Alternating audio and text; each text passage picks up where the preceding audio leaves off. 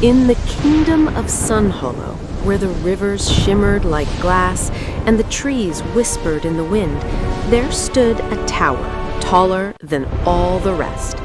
And on the stormiest night of the year, when thunder rolled like a giant's footsteps and lightning split the sky in silver cracks, that tower glowed, not with fire, not with torches, but with something far more powerful.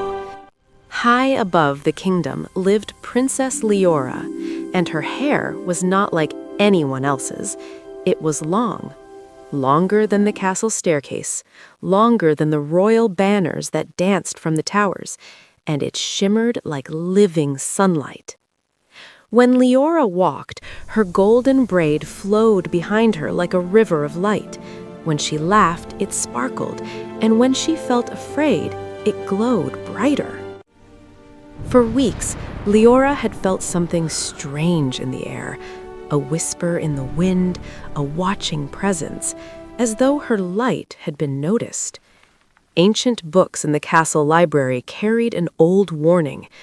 When the golden braid shines brightest, the shadows will seek it. Liora tried not to believe it, but on that stormy night, the wind howled louder than ever before. A sudden gust swept through her tower chamber and caught her shining braid, lifting it through the open window and out into the rain. She stepped forward. "It's just the wind," she whispered. And then her braid pulled tight, not by the wind, by something else. Her heart leapt into her throat. She rushed to the window and looked down. Through flashes of lightning, she saw a boy climbing her glowing braid as if it were a rope of gold. "Wait! Don't scream! I'm not a thief!" he called up. His name was Finn. He was soaking wet, slightly out of breath, and holding on for dear life. But Finn wasn't the real danger. Behind him, deep within the forest, something moved. The trees bent as though afraid to stand straight. Fog curled unnaturally across the ground, and from the shadows stepped a tall, thin figure wrapped in a cloak darker than the night itself. Lord Umbros, a sorcerer who had long studied the power of light, not to protect it, but to claim it. He raised his staff, and crimson energy spiraled into the sky like twisting smoke. The shadows responded. They stretched, they climbed, they reached for Liora's golden hair. Suddenly, the sky roared again, but not this time with thunder. A massive shape tore through the clouds. Ember, the great guardian dragon of Sunhollow. His wings beat against the rain, fire flickered between his teeth, and he landed between Umbris and the tower with a ground-shaking thud. For a moment, hope burned bright, but Umbros only smiled. Dark tendrils of shadow shot upward and wrapped around Liora's braid. The golden strands resisted, shining brighter, but the magic was strong. Liora was lifted into the air. The storm swirled around her. Fear tried to take hold, but something deeper rose instead.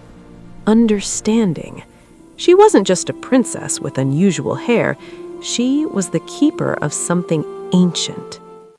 Umbros carried her deep within the forest to a twisted black tree that glowed red from within, like a beating heart of darkness. Inside its hollow trunk, he unrolled a scroll older than the kingdom itself. "The golden braid," he read softly, "shall shatter the crown of shadows." He looked at her. "You were born for this." But not in the way he believed. Above the forest, Finn had climbed onto Ember's back. "I really hope you know what you're doing," he muttered. Ember roared and soared into the storm once more. Inside the dark tree, Liora closed her eyes. She felt the warmth in her braid, not fear, not anger, but light. the kind that grows when you choose to stand. Her golden hair began to glow brighter than it ever had before. Outside, lightning froze in midair as red and gold magic collided. The forest trembled, and in a nearby nest, something small began to crack. A golden dragon egg split open. A tiny hatchling blinked into the world, its scales glowing softly like sunrise. Its light spread outward, warm, pure. The shadows faltered. Umbro staggered. Liora opened her eyes, now shining like dawn. With one powerful motion, her golden braid surged forward in a radiant arc of sunlight. It wrapped around the swirling darkness, and with a burst of brilliance that turned night into day, the crown of shadows shattered. Umbros's cloak dissolved into smoke. His red glow flickered, then faded. The storm broke apart. Clouds parted, and for the first time that night, the true sun rose over Sunhollow. Liora stood at the edge of the forest clearing, her braid flowing peacefully in the morning breeze. Fins slid down from Ember's back, wide-eyed. "You know," he said, "most people just braid their hair. They don't save kingdoms with it." Liora smiled, because now she understood. Her light was never meant to hide in a tower. It was meant to protect. And as the Kingdom of Sunhollow bathed in golden sunrise, peace returned.